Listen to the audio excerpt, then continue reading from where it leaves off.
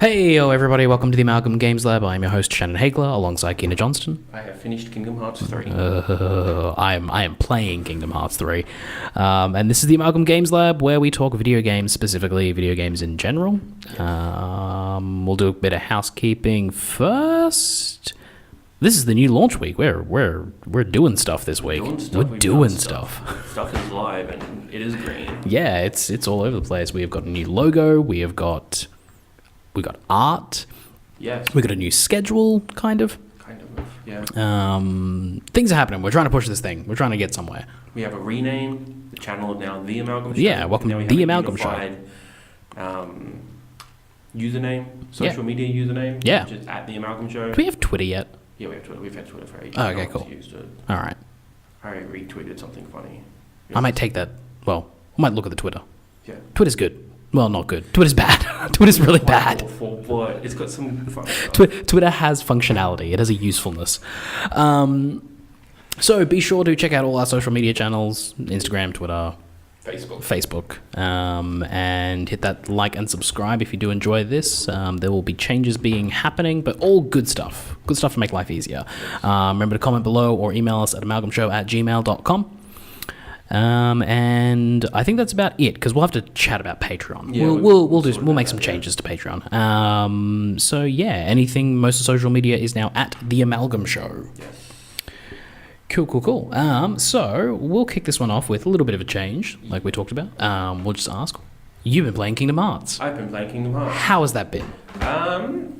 You can see my gameplay discussion on the Amalgam Show Part 2. We're putting them out because viewership and numbers and SEO, I guess. And then, but no, yeah, check my thoughts out on that. But in terms of story, we'll get into a proper spoiler cast later. But yes, it's surprisingly, for me, it's surprisingly simple. All it does is tie up loose ends and only presents a couple of questions. There's no earth-shattering events. It's just everything you knew was going to happen happened. Interesting. See, that's the thing, is that I think that the general consensus for most people when it comes to Kingdom Hearts 3 is that no one knows what's fucking happening. So, everything you thought was going to happen. It's like, I don't know what I thought was going to happen. I got no fucking clue. I meant as a fan of the whole series and everything they've been setting up, they hit the tee off the bat. Yeah, right. And so I'm expecting things for me. So I have also been playing Kingdom Hearts. I picked it up a couple days after release. Was kind of umming and ahhing about it. Not because I didn't want to play the game or anything like that, or I thought it was bad. It was just like, maybe I'll just wait a couple of weeks. Yeah. But I decided I wanted to get in on it. So picked that up, have been playing it, have been taking notes. We'll probably try to write a review. Which I'm really looking forward to doing a spoiler cast, because what I've been doing specifically, so I've got general notes, they're just kind of general stuff, but then what I've been doing is doing a one-line thing of something weird that happens in each world that I'm just like, what? Or something like that. Cool. So I'm looking forward to getting into that later on. I've also got a bunch of post-game questions. Like, as soon as I finish the game, I'm like, wow, that was a lot. Here are the questions that still need answered. Yeah. Like, some of them are plot holy, but some of them are going forward. But the whole thing, okay, yeah, we'll get into this. We'll probably do a podcast that's like Kingdom Hearts 3 spoilers, and then probably just us trying to explain the story afterwards of like, now that we've got Kingdom Hearts 3, how does this all make sense? Yeah. And when we do that, I will have my rant about what my problem is with this whole thing. But I'm still going to play it, and I'm still enjoying my time with it. Yeah. Combat is, I think, the way I can talk about this game without getting too spoilery is that it has become very apparent to me as I've been playing through the game that although the game looks and feels very much like a game from 2019, 2018, the original combat design still feels very 2008. And it's not quite gelling with me yet. How do you mean? Like, are you just tired of mashing X and triangle? Kind of, but it's also just like the way, basically I think the thing is like when that combat system came out in Kingdom Hearts 1, the way it was like, oh, that's an interesting idea, and it wasn't great. It was trying to translate turn-based Final Fantasy stuff into a real time. Exactly. Still have the RPG menu system. Yes. Still an odd system. Yeah, and it's difficult because like it means that items aren't easily accessible. It means that magic isn't easily accessible. It means that whenever I've played these games, I have no idea. Like, if you're a person who goes and plays Kingdom Hearts on a magic build, I need to know who you are, because I don't know how that works. I don't understand how you do that. Shortcuts. But even then, like, they're not, because you pick like the 4 shortcuts, the spells you want, and then you just rock around like that. Yeah, and that's fine. Yeah. But then there are enemies where you're just going to need to use physical weapons, or there are just enemies where you're going to use a different one. And even the shortcut menu has like 3 levels to it. That's new. That's and that's that. Oh god. Yeah. And so when that was novel and fun in Kingdom Hearts 1, in Kingdom Hearts 2, I think did a really good job of taking that system that was kind of weird and janky and giving it some polish and giving it some change, and then presenting you with something that was like, oh, actually, like, this is fluid, this works. I feel like I'm in control, but also that things are happening at a rapid pace. And I felt like that was a good point. 10 years ago, games have changed, and the way what I expect from an action game and what I expect from an RPG have changed. And so when it comes to Kingdom Hearts 3, like, I get why it's still this combat system, because that's the Kingdom Hearts on the big boy console combat system. That's what it needs to be. I'm not getting the deck building card game in this one. I will say on that deck building stuff, the card game way too complex. I enjoy it for whatever reason. They simplified it in Birth by Sleep and Recoded, the PSP and DS games. Sure. I'm saying what they do, you can put whatever you want. Like, you can put your attacks, and all you're doing is pressing triangle, and then you go through your attack, like your magic, and then your potions that way. Yeah. And that way you can do, you can have the build out you want. Like, if you want to be a magic user, you can do everything, and then like, because basically end game sort of stuff, you know how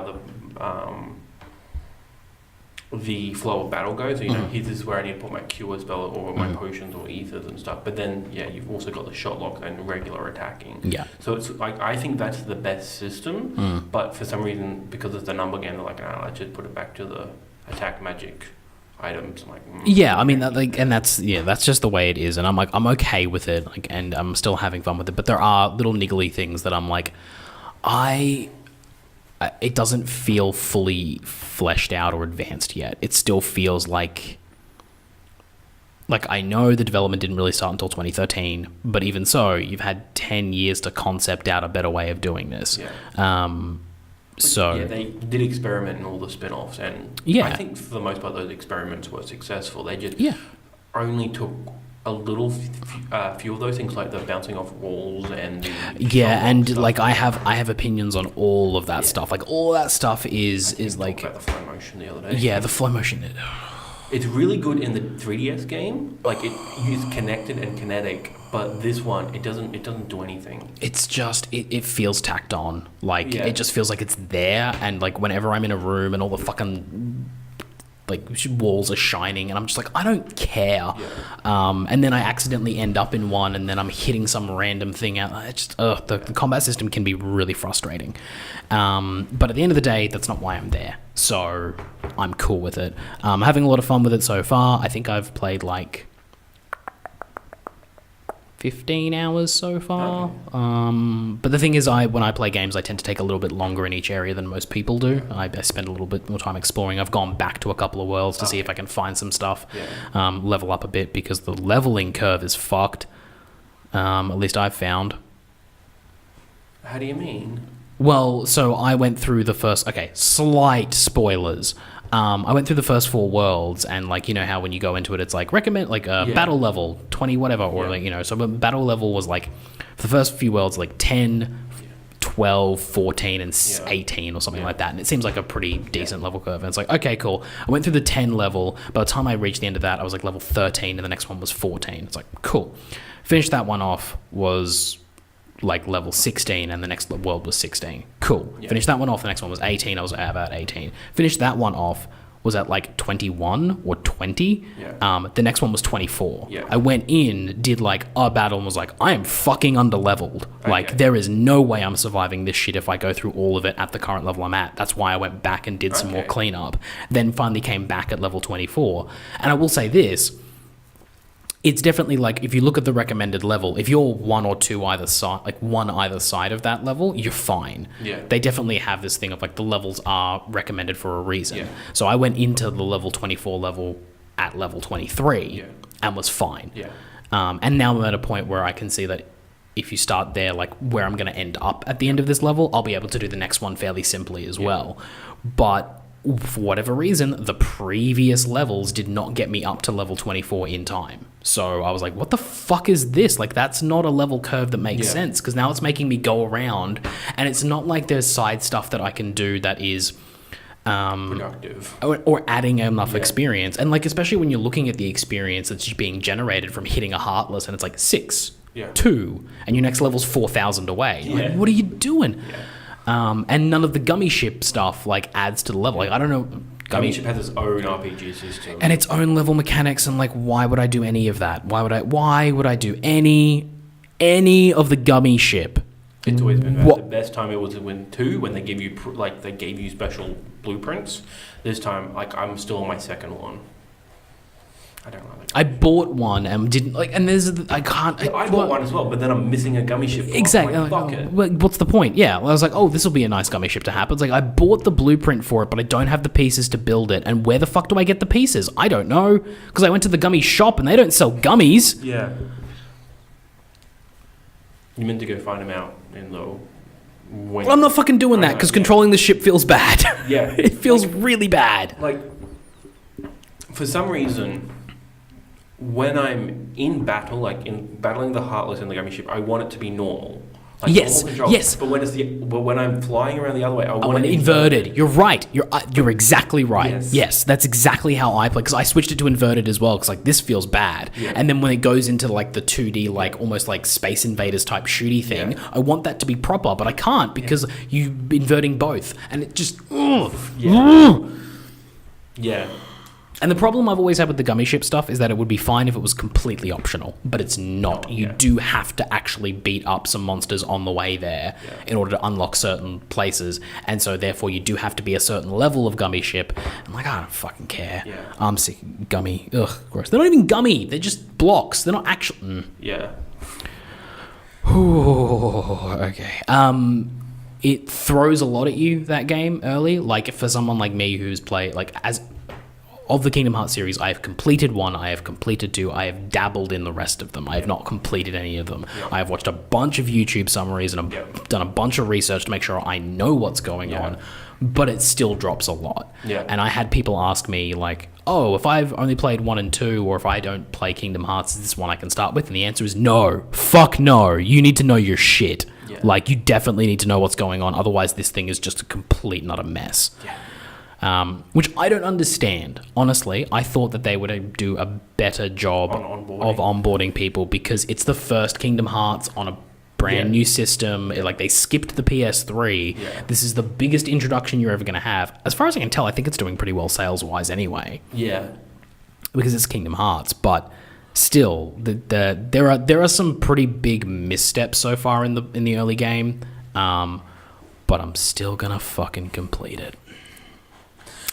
I think the next best on-board point will be Kingdom Hearts 4, which that's so whatever that is.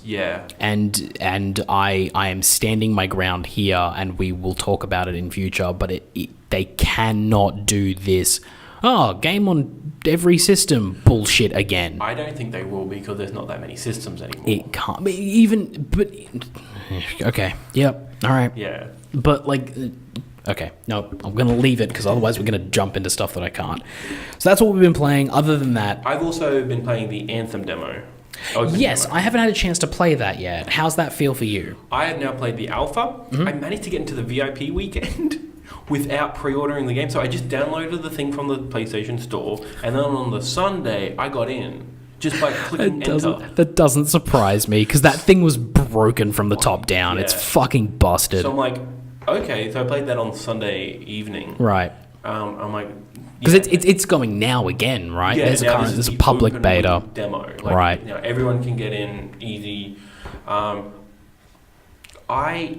I have 2 people on my ears. I've got my friends who are big BioWare nerds, but they're the single-player BioWare nerds. Yep. So they're like, and then like... But then I have like the people on podcasts and stuff who really like Destiny and Division. Yeah.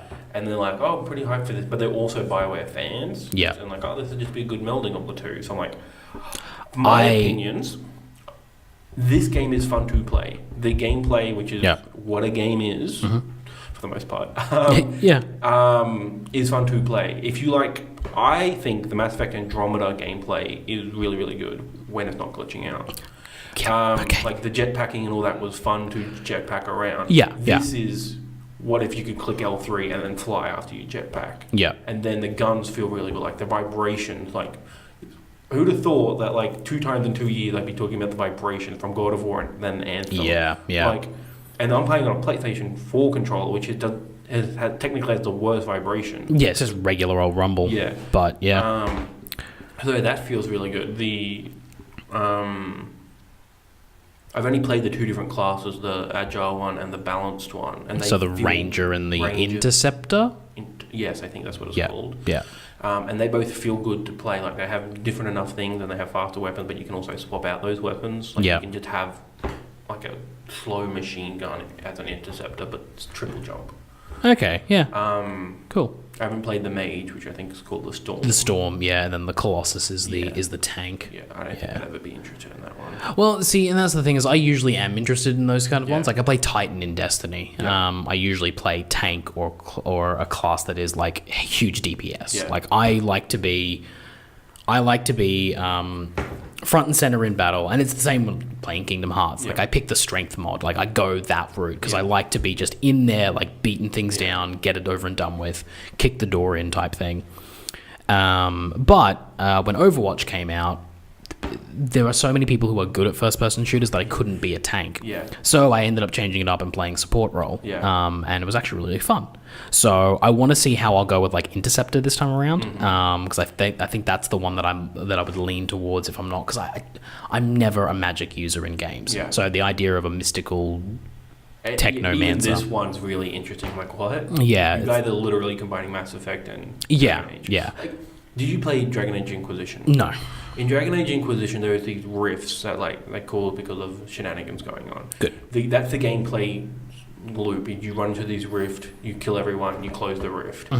It's pretty much the same in Anthem. Like, because whatever the Anthem is in game, they bring down enemies and then they gotta kill a bunch of them. EA is getting like, I feel like they're going to get to a point where they're worse than Ubisoft, where all their games are just homogenized and like you just can't tell the difference because they're just a different skin. Like the Frostbite engine's doing that for their first person shooters. Yeah. I'm pretty sure this is running on Frostbite. Oh, good. They made everything. Dragon Age Inquisition runs on Frostbite. It's a great fucking engine. It looks gorgeous, but it's so fucking janky when it comes to actual gameplay. Other games other than first person shooters, like online first person shooters. Yeah. But yeah, I feel like they're heading down that way. Speaking of BioWare and EA, though, the only other thing I've been playing is Mass Effect 2. Oh, yeah. Because really good. So I have completed all of the loyalty missions bar 1 or 2. Can't remember. What have I done? So I've got all the companions. I ended up buying the DLC, so I've got Kasumi for the first time. Yep. She seems cool. I went through and did Miranda's loyalty mission. Morden, Grunt. Sorry, I haven't done that many. Thane and Garrus. Okay. So I'm about halfway. Yep. And so I'll probably do a Kasumi and like all that kind of stuff. Yep. I've got a few extra DLCs that are in there as well. I forget how good that game is. And that was the thing that I was talking about Anthem, is that like the thing that makes Mass Effect so great is that the combat is passable. Like even in 2, it's a better shooter. It's much better. It's a much better gameplay loop, but it's still not fantastic. It's not the greatest gameplay ever. It still can be a little bit clunky with powers, and you can kind of find yourself in situations where you're cornered for no reason. And you know, the cover mechanic isn't great. Like you'll press A and Shepard will spend like a minute going, you know, and it's not perfect. Yeah. But the thing that makes you ignore all of that to keep going is the characters and the story. The story itself is fine. The story is never what really drove me through Mass Effect. It was the individual characters. Like I said, I forgot how much I liked Thane. Thane Krios is an amazing fucking character. Morden has always been one of my favorites. I love him. Garrus just keeps getting better and better. Like I just kept forgetting about like, fuck, these characters are great. Like all of them are so fucking good. Ooh, car engine. I thought that was the door opening. I'm like, no. What? No, yeah. What? No, but all the characters are so good and they're so compelling. And, like, you know, there were characters I didn't like. Like, I didn't like Miranda the first time I played through that game. I just basically brushed her off. Yeah. This time around, I decided I was going to actively choose differently and try and, like, befriend her. And she's, like, the more you, like, learn about her, the more you're like, you know what? Like, I totally get why you're a bit fucked up and weird. And they do that for all the characters. They have these shades of grey that work, and it's not just shades of grey for shades of grey's sake. And I worry that in Anthem, the BioWare fans are not going to get that. So, one example, I guess spoilers, I don't know when the demo takes place, and BioWare's also said the demo is not exactly what's going to happen in the main game. There's a dude who's in your ear. Mm-hmm. He interesting. You pick up a thing, and he's got a good British accent, that's what I wanted to say. And he's charismatic, but he's mainly talking through your ear. You go, deliver this thing to him, and like science, and then boom, there's 3 versions of him now. They're all but they're all different personalities. Like they seem like the personality has been split. Like there's the anxious one, and then there's a bold-headed one, and then there's something else. Okay. And they all have different names. Mm-hmm. So now there's 3 different people in your ear, and they all have different personalities. So I'm like, that's interesting, and that's a good. They've written that character well. Yes, but that's a very limited experience with this character that I don't know the name of. Whereas I can name most Mass Effect characters, but I played 20 hours plus with them. Yeah. So that's showing promise because you're out on the open world matchmaking with everyone and shooting people. That's the main gameplay. But then you come back to. Similar to Mass Effect, you go to the ship, you go to your home or to the hub, and that's where everything interact with all the NPCs, stuff like that. And that's where people spend hours before they go back on missions in the ship or in Sky. Yeah. I mean, we'll see because that hub is is that the social space as well, where other people are going to be? This is your space. Weird. Yeah, and then when you go out, that's when you... Yeah, and that's the confusing thing is that it's almost like Destiny in reverse. Like, the social space is the open world, the hub is your own. I don't know. I'm still going to pick that game up. I am probably going to play through as much as I possibly can, especially with a couple of friends of mine, and we'll see what happens, because I'm tentative on Anthem, because especially now, because I'm playing through, in my opinion, the greatest video game trilogy of all time. Trilogy, not game. But the way the trilogy is structured, I think is just fan-fucking-tastic. And so because of that, it's gonna taint my experience with Anthem. I know that. But if the gameplay is fun enough, I'm gonna be happy just running around that world. I fear that it will feel empty unless I have my friends online. And as you get older, that becomes increasingly more difficult to do. Even without... they still matchmake you with everyone. That's what happened. And then there'll always be 3 other people on your team. But then, then there's the interactivity of actually coordination. Because, like, first mission I did, we did not communicate at all. Like, the second mission, which is the same level, it was so fucking hard. And I feel like we should have been coordinating and everything. Or we were supposed to go back and level grind or something, but it's a second mission. But the thing with it is that it's not just the it's going to make it easier. It's more about the fact that part of the experience of Destiny was just chatting to my friends. Not actually saying you go for the headshot, get up, to take Alpha. It was just sitting there, going around, shooting things, and just talking to guys that I don't get to talk to a lot in person because we have lives. And that's the thing is that if it doesn't have that and it feels empty, then that's going to be a problem. Because I did play Destiny on my own a lot because the mechanics felt good and the world felt alive. So we'll see how that goes. But when it comes to one of my pet peeves with these types of games is you have to have 4 people in your team. I hate that because I only have 2 friends that I really play video games with, so I only have 3. It was the same with Destiny, where it was you only do the raid if you have 6. Well, fuck me then, I guess, hey? And I hate that. I hate that content is blocked off by the number of people you're willing to engage with online. And anyway. Anthem's going to be very interesting in 18 months. If it makes it 18 months. That's the thing, like, I think there's enough buzz around it, like, people enjoy playing this game, and then it could go the way of every other game, like Destiny, like, once everyone hit endgame, it got super fucking boring. Yeah, And the thing though, and it's always the wild card in these situations, is EA. Because remember, there's DLC that was planned for Mass Effect Andromeda. Yeah. There is content that is missing from that game that was supposed to be in that game by this point. Like, by now, it should have been in there, and they just fucking killed it. And that's EA. Like, they are heartless when it comes to that stuff. To be fair, Battlefront 2 is still being dragged along like a fucking corpse. Yeah, but that's Disney. That is an IP that they have no control over. You know, they're being told, fucking keep that thing alive because we got to make money on this shit. The Anthem is completely original IP by BioWare with EA's money backing it. If EA pulls the plug, there's nothing you can do. Yeah. Like, that's the end of it.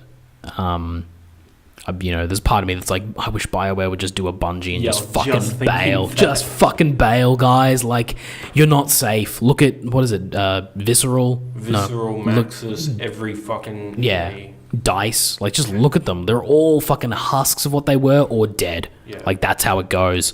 Yeah. And you're next on the chopping block because you're the one that everyone's looking at going, please save EA, please save EA, please. And no, it's not going to do it.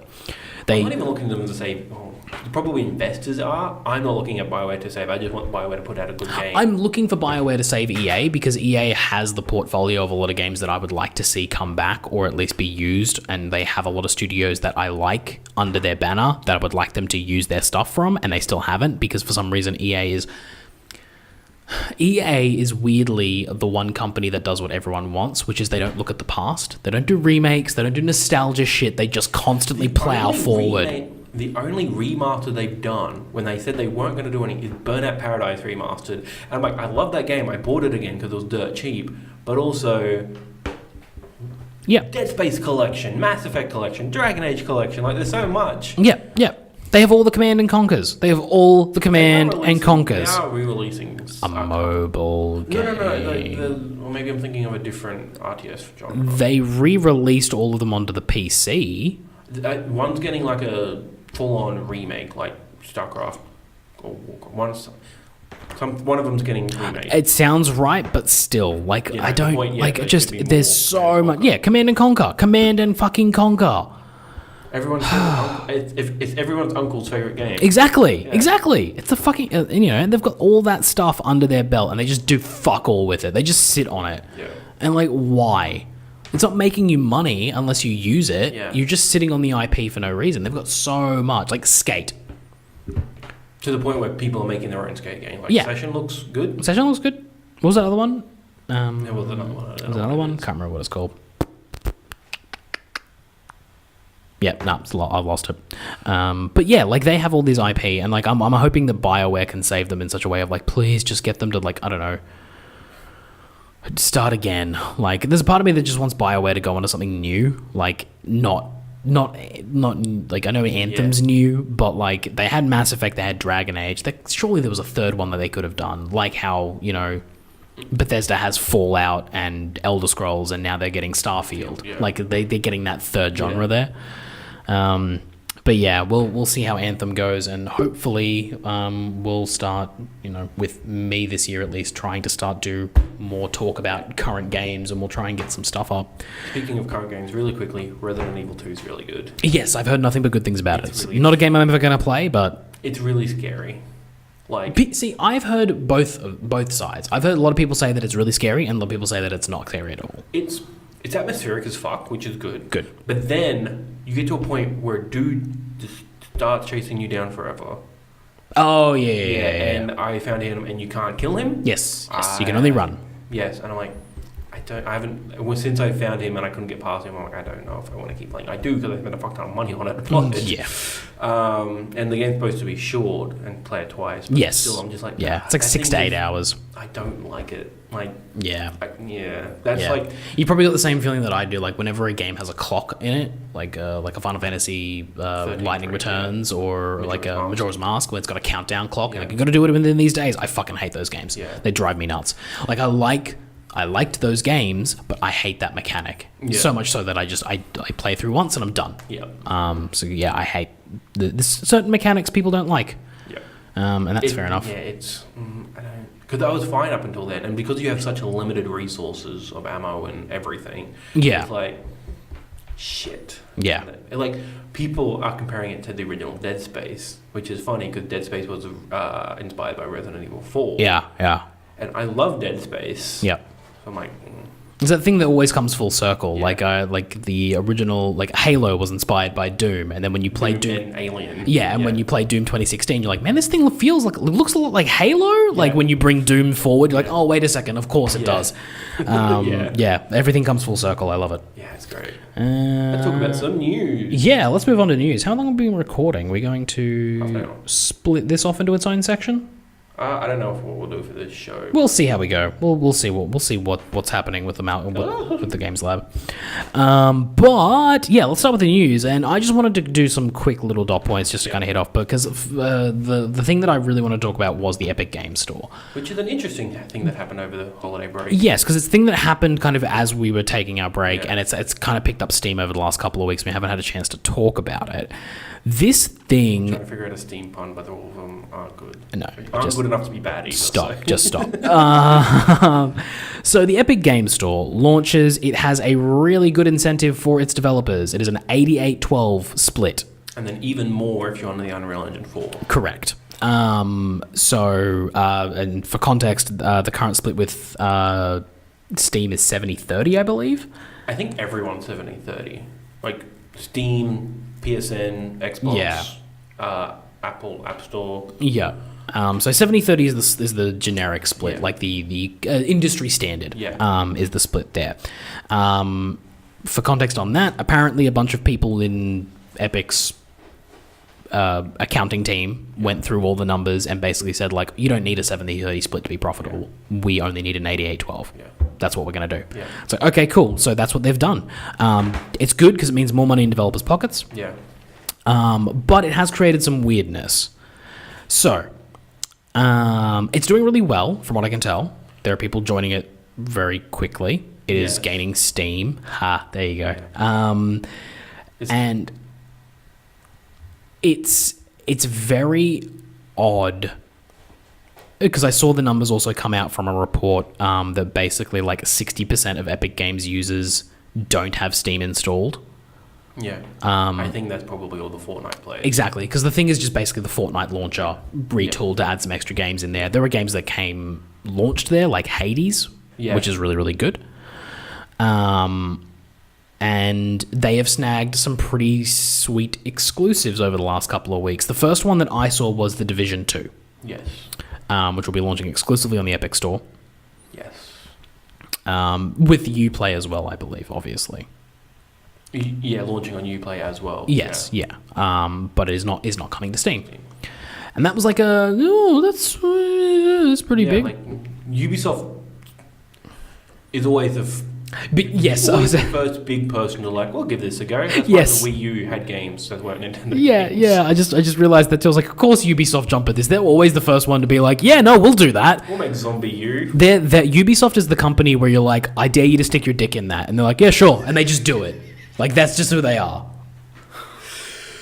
Yes, you're correct. That's what they do every time. Like they're always they back Nintendo every time. They backed them on the Wii, they backed them on the Wii U, and they failed. And they're like, the Switch, and they're like, sure, we'll back you again. Like they just go for it every single time. I think the Switch they were a bit more hesitant. Like we'll make a Mario game for you, but I feel like that was like that one that was different. Like I was more thinking like they just always port Just Dance. Like they're just always getting that thing out there. It's still on the Wii. It's still on the Wii. And like they're always doing that kind of stuff, and they're always throwing ports at it and stuff like that. Like they threw like Rayman at it and things like that. But like the Rabbids felt more like Nintendo brought the Switch to Ubisoft and was like, this is what we've done, and Ubisoft went, oh fuck yeah, like come on. And then they pitched and then some dev was playing XCOM at the time going, no, we can do this. And then what happened recently that kind of brought it back into the fold was Metro Exodus is now launching exclusively on Epic Games Store. They're still honouring the pre-orders through... Yes, it was... So this is the thing. It was pre-orderable through Steam.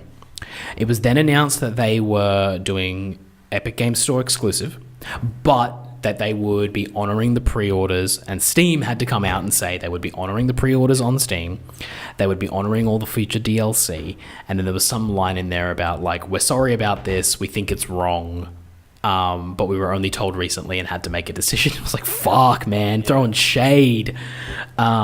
So Metro Exodus will be exclusive to the Epic Game Store, but if you haven't pre-ordered on Steam already, you will be able to do it. Apparently, this spiked pre-orders in Metro Exodus on Steam. Oh. A bunch of people were like, no, like a bunch of neckbeards being like, fucking Steam is always the best. And then they just fucking pre-ordered a bunch of it, so they have to follow through on that. It's weird, man. And then it got even weirder because THQ Nordic put out a thing because they own Koch Media, who owns Deep Silver. I think that's how it goes, or something like that. I think Koch Media owns them. No, other way around? Oh, okay, right. I know that much. Yeah. So THQ Nordic put out a thing just like, yes, this is, I think, about the Steam thing. And then the next day, THQ Nordic put out a press release distancing itself from THQ Nordic. That was the headline. So what? So there's two separate entities called THQ Nordic. They exist within the same corporation, right? But they are two different entities. Okay. And then there was a third press release. I think this is like, yes, sorry, that was weird. One of us is changing our names. Good. That's a good idea. Yes, because that was a really fucked up story. I don't know the details because it was really confusing. That's super weird. There's two different THQ Nordics. And eventually they own Koch Media, who owns Deep Silver, who is making Metro Exodus, who distanced himself from Steam. Yeah.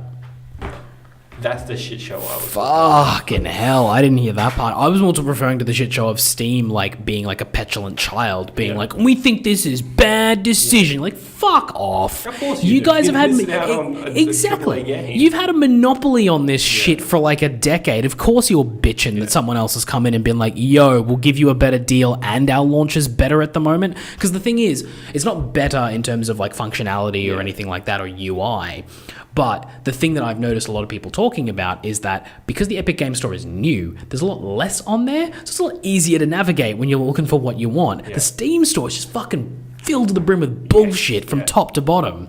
So looking for an actual game that you want, and because Steam doesn't curate, they're like, fucking do whatever you want. It becomes harder. Whereas Epic is like, no, we're going to curate. Yeah. We're not going to just have fucking, we have a name for it, Steam Trash. Yeah. We're not going to have Steam Trash on the Epic Store. You're like, okay, cool. Yeah. I like the idea behind this. A lot of YouTube and Twitch streamers are going to be angry because they're like, man, I just wanted to play Penis Simulator.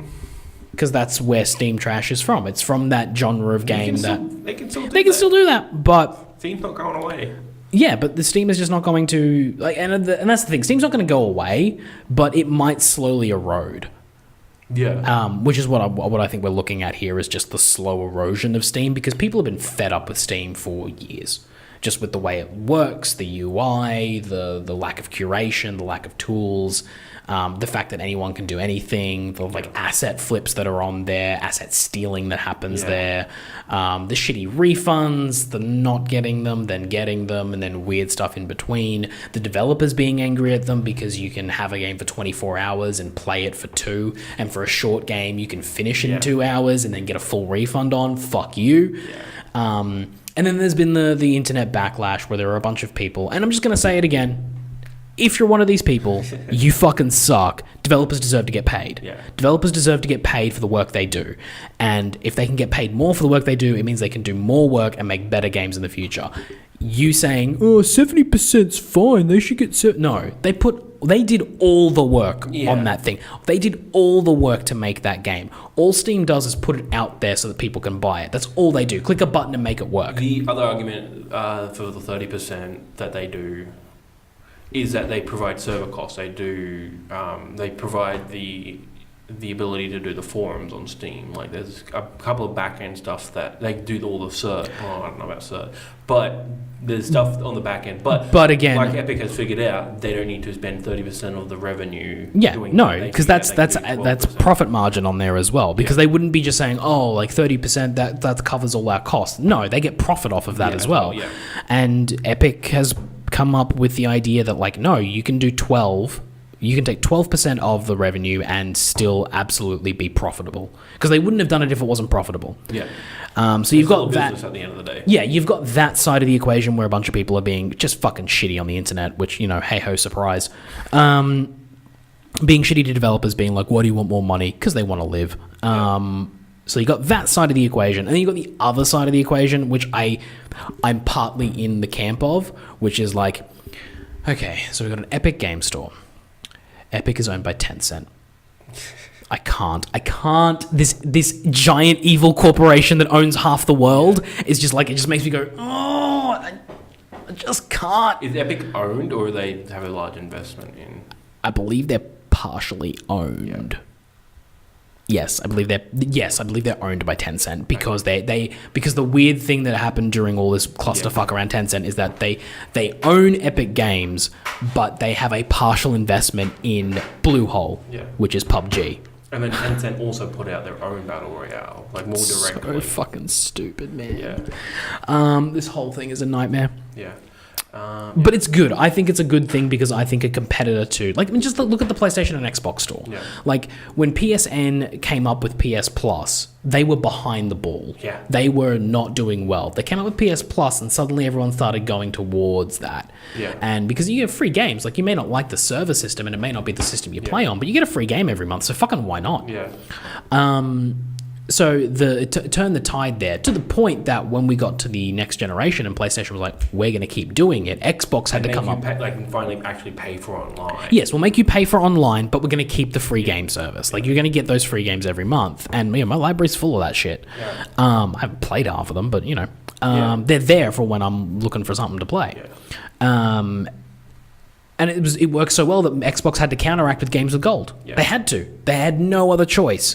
And that created a better environment for everyone. And then that led to Games Pass. Exactly. And then, well, PS Now sort of existed, but we can't talk about it because it doesn't exist. It doesn't here. We don't have it. I don't know. Tell me what game, like, PlayStation. Was that a thing? You can download games. Can I download them directly into my mind? With VR. Yes. Yes. You can play a PS1 game in VR. Give me my games in my eyeballs. No, because, like, it creates, like, as much as I fucking hate capitalism most of the time, it's a system we're in. It's a system we're in, and it works to a certain degree. Yeah. You know, like, competition does create better opportunities for consumers, you know, and it's why Nintendo is, like, it's why Nintendo's always gonna be there, I think, because there's no competitor to Nintendo. Nintendo's its own weird fucking thing. They do their shit, and there's no one out there being like, we're gonna make another Mario. Like, that's not happening. Sony and Xbox do their own shit, and they compete with each other, but Nintendo doesn't have a competitor, so he's just out there doing his thing, and it's awesome. I love Nintendo. And speaking of Nintendo, fuck, man, they're selling. Was it the highest hardware unit sales for, like, since the Wii or something?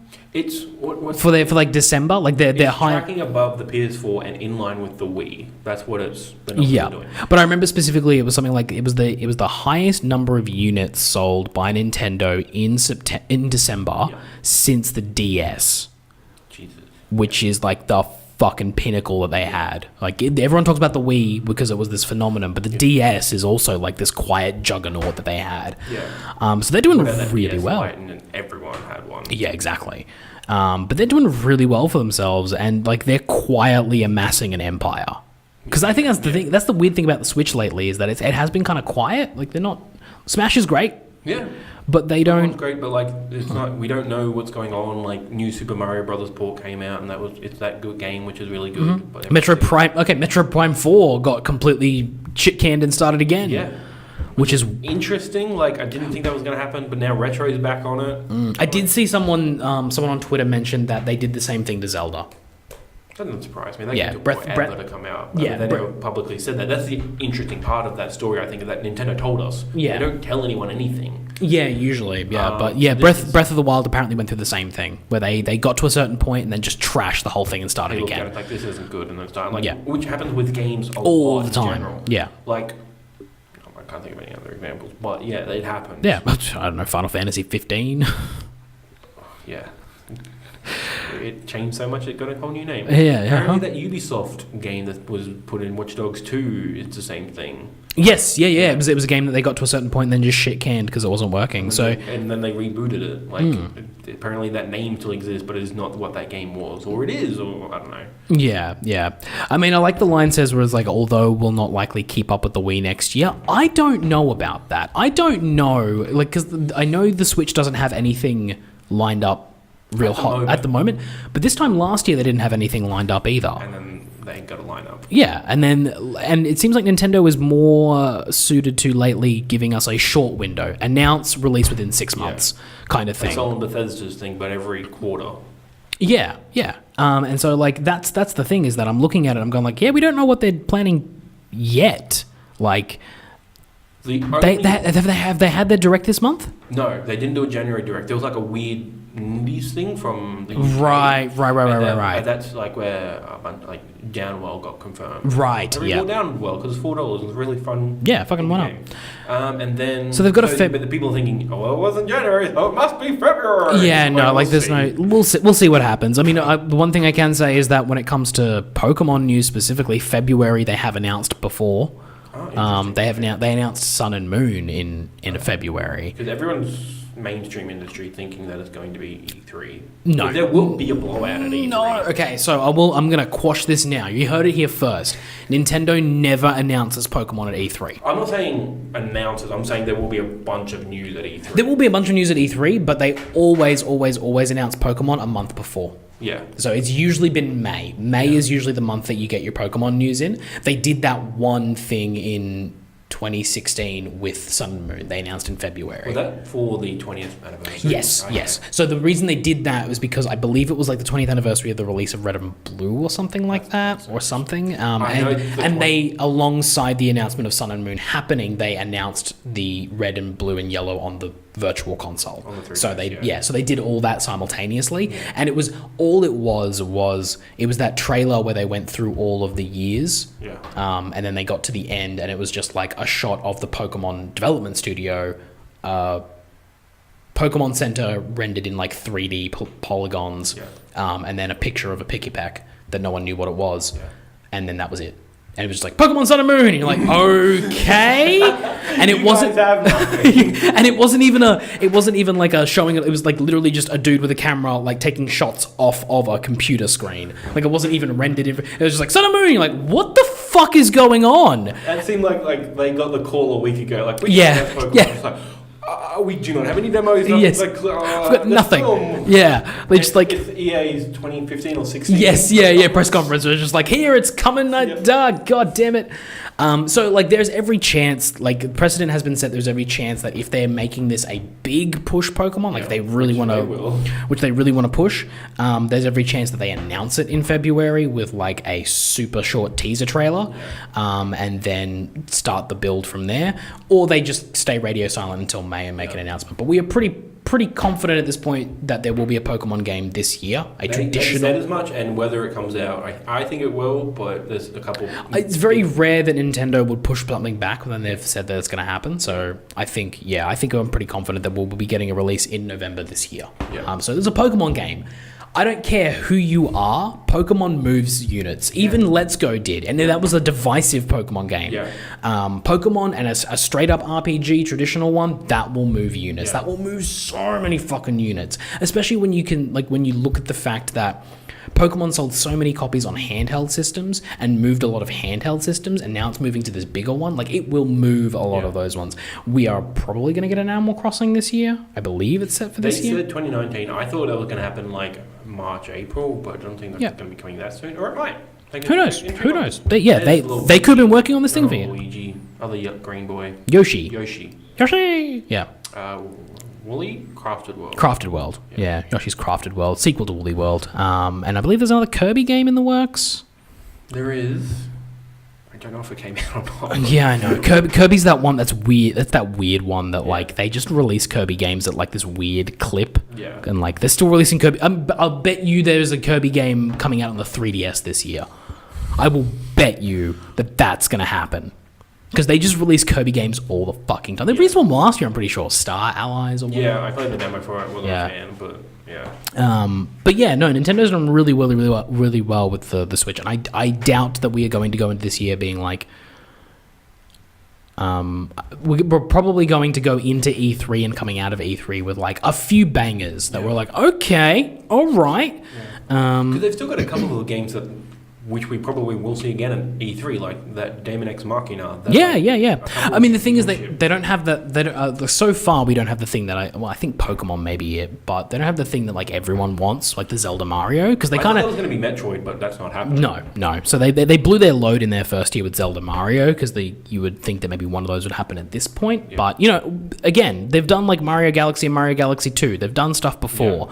They could throw some DLC at Zelda, or they could throw some DLC at Odyssey, and that would be probably a big mover.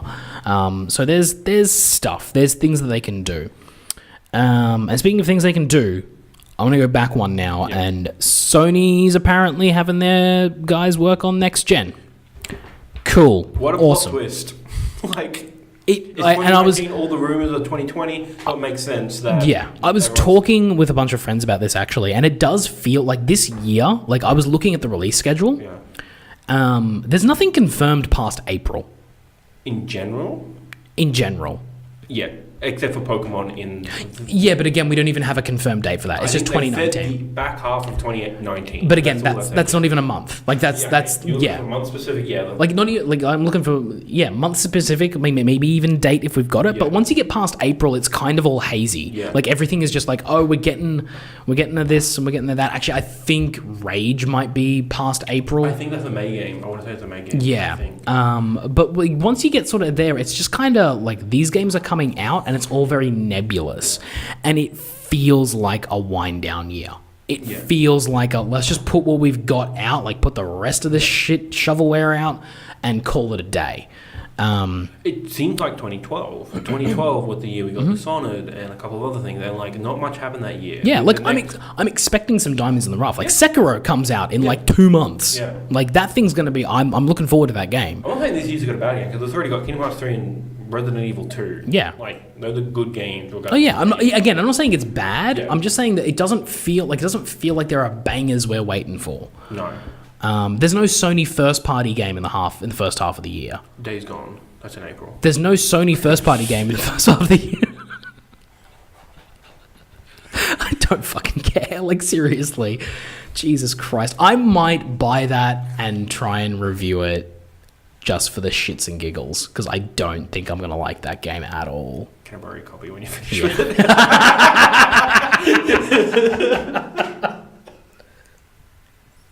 Oh God. I feel bad for Ben. I'm sorry, Ben Studios, but that game looks...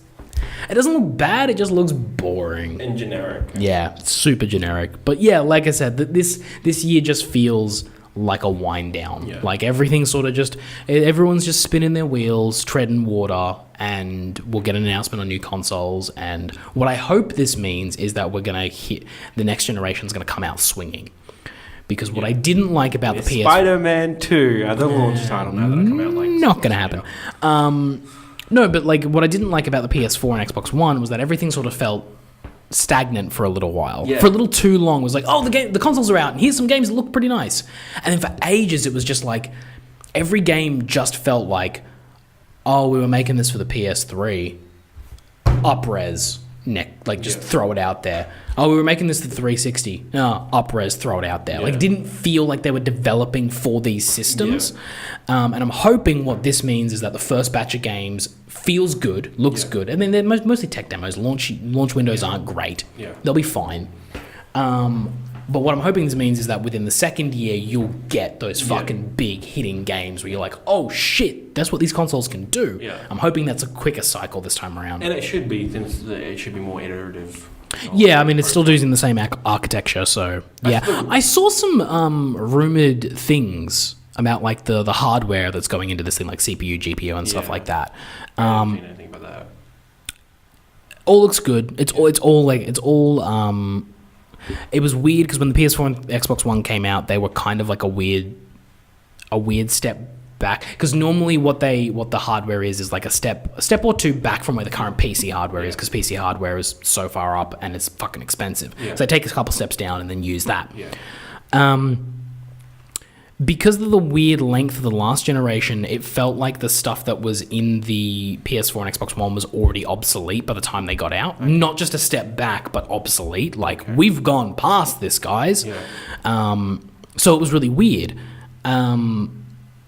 This time around, it feels like it's way more back in sync. Like, the stuff that's in there, like the numbers that people are speculating as what could be in there, it's patent leaks and stuff like that that have confirmed it. Not confirmed it, but rumored it.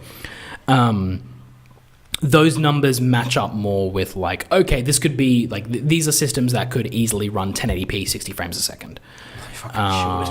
These are systems that could very easily, like, hit that 4K resolution. Maybe not 60 frames, but you get a stable 30. Like, stuff that's general. The thing that I saw that actually kind of weirded me out, though, was that both the Xbox One and PS4 system specs were showing solid-state hard drives and not standard hard drives, which I thought was odd. I have seen that rumor, and I think I made a list the other day of stuff that I really want to put, like, in the next gen, like just hardware and stuff. And I'm like, solid state would be brilliant, and that's one of my biggest problems within the last 2 generations is the loading takes so long. Yeah, I mean, the thing with that is that you can optimize that in different ways. I mean, the thing that I would prefer, and I don't know how you do it, because, like, a full solid-state hard drive, the reason solid-state hasn't fully taken off as the default hard drive style is because it has a high failure rate. They especially at launch. They can be unstable, and when you've got a lot of important data on a solid-state hard drive, you better believe every single tech person out there has their solid-state hard drive backed up to, like, 3 or 4 regular hard drives. It takes longer, but they're safer. And I think, like, the best part is that they can be solid state, so they're just not solid state default. Like, I'm pretty sure you can pull a solid state in a PS4. Yes, you can. Yeah, the PlayStation 4 can absolutely take a solid state hard drive. What I think would be better, and what most people do when it comes to solid state, is use it as a boot drive. All of your important shit goes there, and it causes the system to run faster, and then just load everything else onto the hard drive in the background. So you actually save, like, the bulk of stuff onto the hard drive, so that you can have, like, a 4 terabyte hard drive.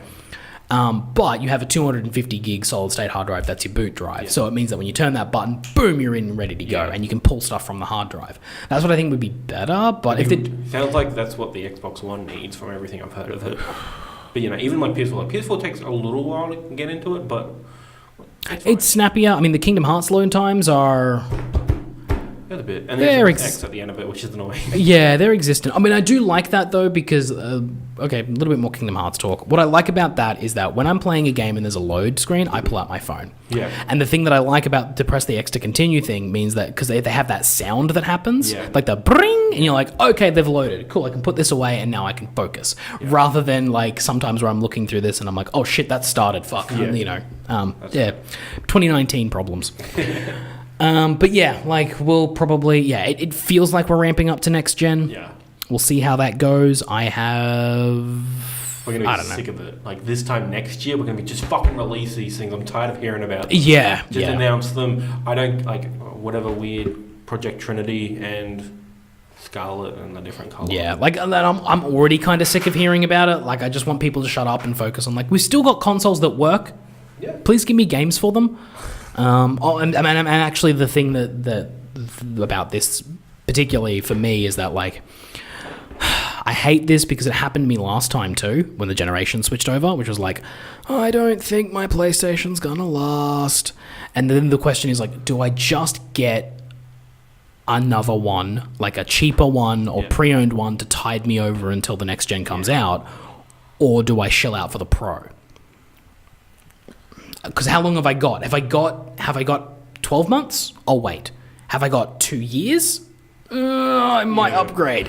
Have I got 18 months? Oh, that's borderline, man. Like, and it just, because my PlayStation sounds like it's about to take off. Like, it's fucking Resident Evil brutal. Sounds like it's gonna.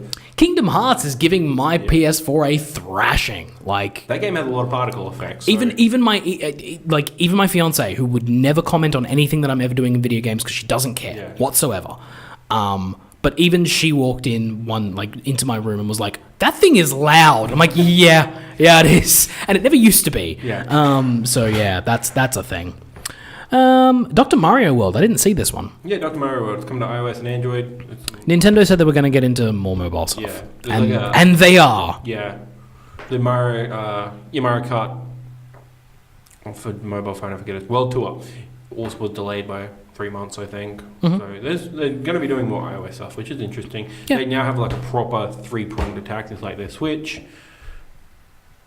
It's the Switch and the Switch games, the mobile front, and then IP expansion, which I think means loaning the IPs out to other people, like to Ubisoft and like to Bando. I can never say that. Bandai Namco? Yes.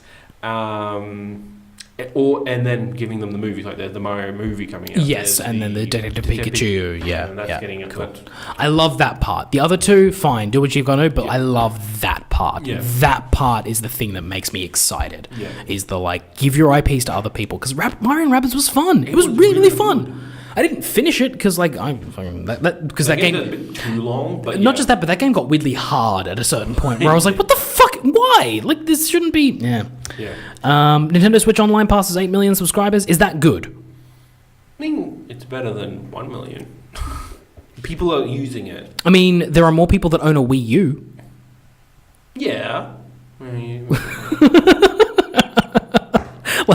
Just put it out there. There are way more Switches in the world than there are Wii U's. There's 10 more million Switches.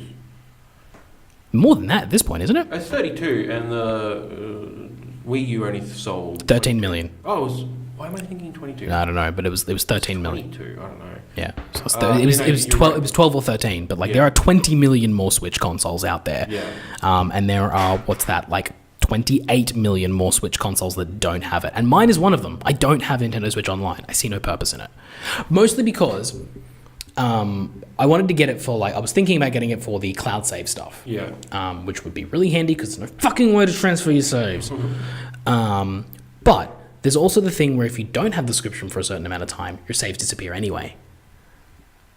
Yeah, so you have to have the subscription basically on constantly. I think it's a fairly generous time, it's 6 to 12 months or something like that. But my Xbox subscription lapsed 3 years ago, and I haven't bothered to redo it. And if it happens on the Nintendo Switch for a system that I don't play online games on, I'm never going to keep it up. No, so I don't want to accidentally lose all of my cloud save data. I would prefer it almost to be... I would prefer my save data to be lost because the system stopped working and I had to replace it, than for it to be lost because of my own stupidity. Yeah. Because you didn't want to pay for it. Yeah. Yeah. Or just because I didn't have enough money that month and the direct debit came out and it wasn't enough in there. That's just fucking shitty. So they need to figure out their cloud save, because if the save system was better, I think you'd get more subscribers. Yeah. I'm part of a family plan, so I pay bugger all for it. Yeah. And it's fine. Yeah. I've played Mario Kart Online. I've played...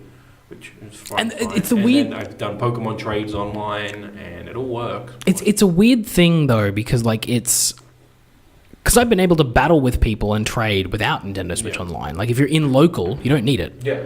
And the weird thing about Nintendo is that, I get it, people... And I am one of them that wants Nintendo to get their online service right. Yeah. Get it right. Figure your shit out. But then again, none of their fucking games are things that I would play online. Yeah. I'm not playing Smash online. I'm playing it with a bunch of friends on my couch. I'm not playing... If you could play Smash online, you can't. Yeah. It's busted. Oh, yeah.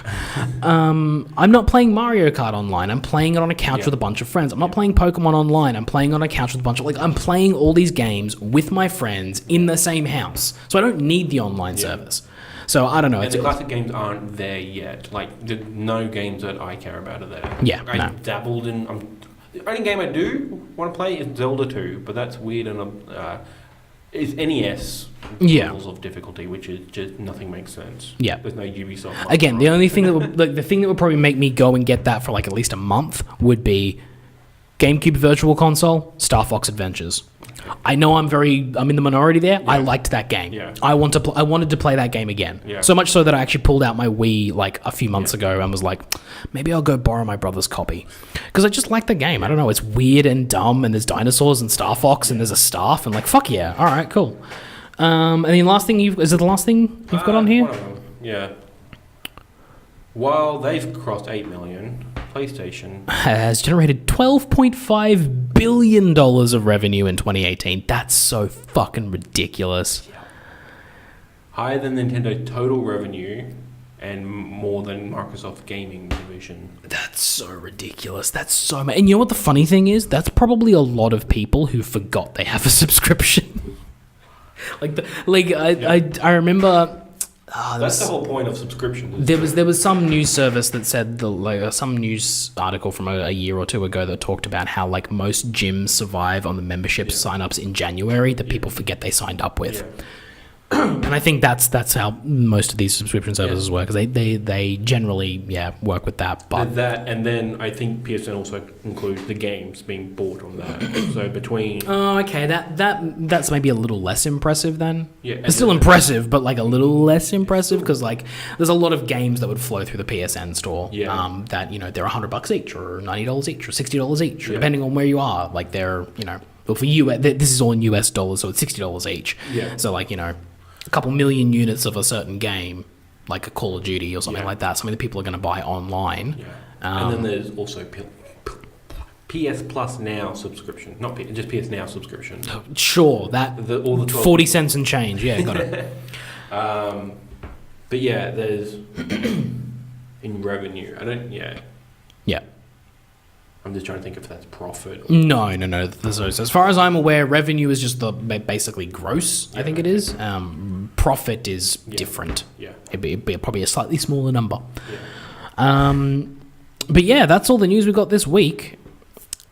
We're gonna dive into a thing that we probably should have done like a few weeks ago, but timing and bad things. Timing is bad. We should cancel time. Yes, time is bad. Time should not be linear.